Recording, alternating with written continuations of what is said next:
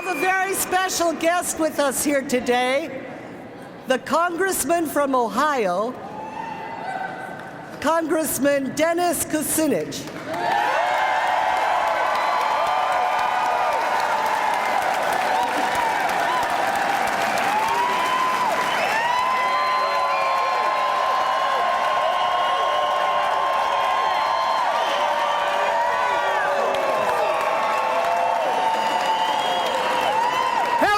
Washington! Thank you.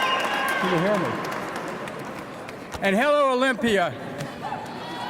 I'm glad to, my wife and I are glad to be here joining Carol Dotlich, the WFSC President, Jeff Johnson, the WSLC President, and Lynn Dotson, the WSLC Secretary Treasurer. Let's hear it for our leaders.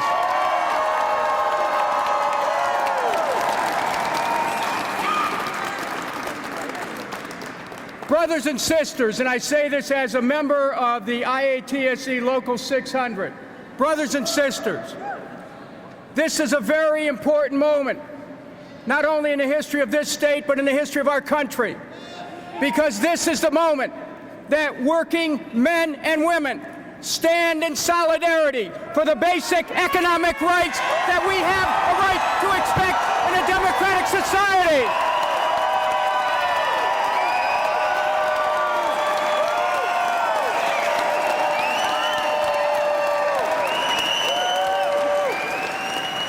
And I say to our brothers and sisters who are public employees, you don't have to beg to the government because you are the government.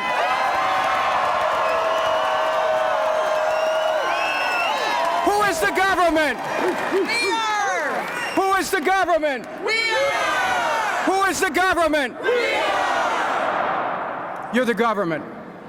And for those of you who are not involved in public service and are with labor leaders who are supporting these public workers, let it be said that this is the moment that the fight for economic rights has never been more serious. Corporations are doing everything they can to break unions. Corporations are doing everything they can to knock down wages. Corporations are doing everything they can to strip benefits, to get rid of retirement security.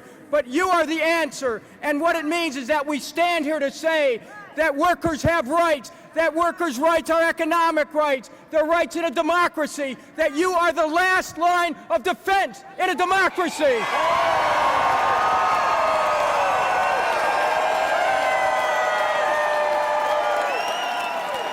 And so let it be said here in Olympia, Washington, that workers have a right to organize. A right to collective bargaining. Yes. A right to decent wages and benefits, a right to a secure retirement, a right to safety in the workplace, a right to sue employers if they don't have a safe workplace. You have a right to a job, and you have a right to participate in the political process, and it is your participation that's going to change this political process all across America.